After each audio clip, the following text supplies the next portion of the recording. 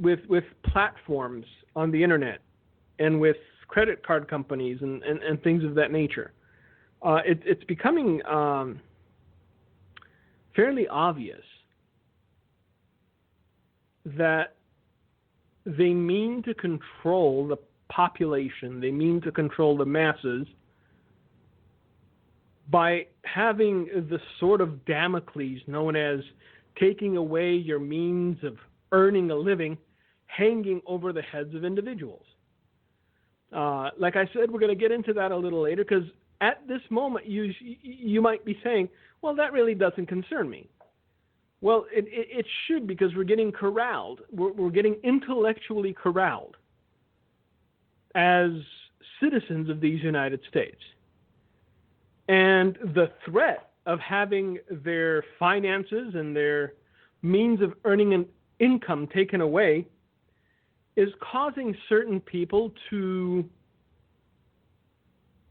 be silent when they should speak. It is causing certain people to alter their message so that the message might not be deemed offensive. That's the best way I can put it. That's the nicest way I can put it. And it's not just in the world. It's also in the church. It's also among Christians. It's also among people who want to be rising stars rather than servants of Christ. There are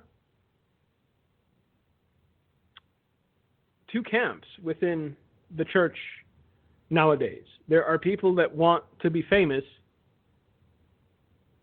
and there are people that care not a whit about fame. And those people that care not a whit about fame speak the truth regardless of what the world might think of it.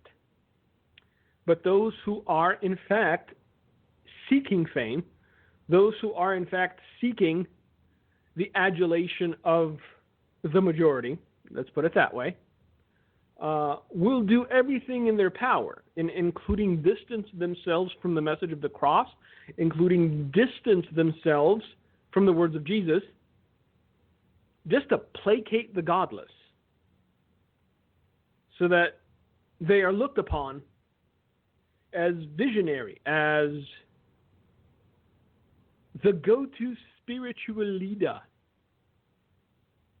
the one to whom men ought to go in order to receive direction, even though once they've distanced themselves from the words of Christ, their direction is pointless. It's meaningless. It's human. It's not godly in any way. But they don't concern themselves with that. They think that once they're famous, they can right the ship anew. They think that once they're famous, they can do the right thing and sort of steer the Titanic away from the iceberg. We know how that went. But yes, back to the government shutdown. I'm not feeling the effects of it. If you happen to be working for government and are among those considered non-essential personnel, sorry, not sorry. It's, what can I say?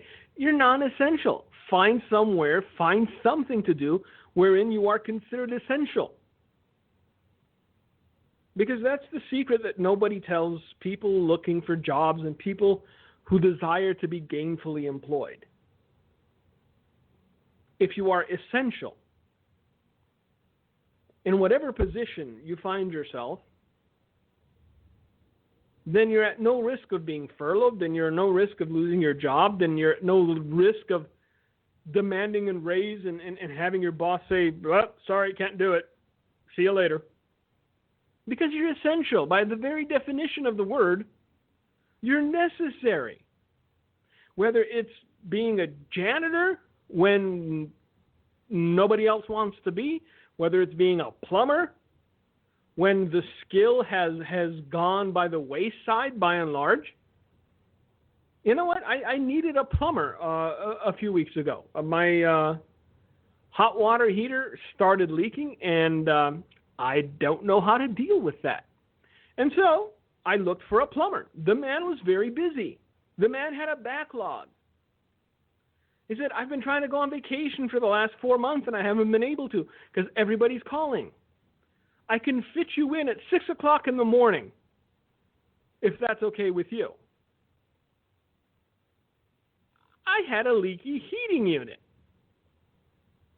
Yes, 6 o'clock is fine with me. Woke up at 5:45, put on coffee, put on a smile. The man showed up at 6.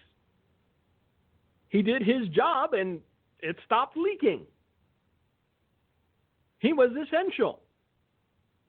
Now, he was kind enough not to ask for, a higher fee than normally charged. But from my house, he was going to somewhere else in the neighborhood, and then he had appointments for the rest of the day. See, I have a problem with non-essential people getting paid by taxpayer dollar. Call me a fool. Because there's a lot of people that are well-meaning. There's a lot of people that want to serve. I'm not disparaging that. But there's also a lot of people that have realized there's a low bar to entry when government employment is concerned. I'll be nice. I'll be gentle. I'll say it that way. There's a very low bar to entry. Dare I say, it's almost non-existent. If you can pass a drug test, well, chances are pretty good that within the week you'll be gainfully employed by either the state or the federal government. If you don't have a criminal record and you can pass a drug test, well, yeehaw.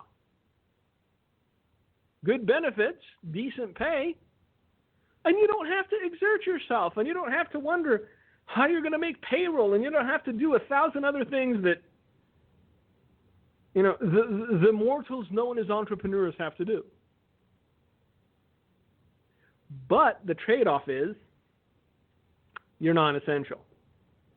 So if the time does come where the government is shut down, you're part of the people that, have an extended vacation. How long this will last, I do not know. I do believe, however, that this current administration cannot back off the wall. They can't. If they do, then I think that the next elections are a toss-up. We're seeing more and more evidence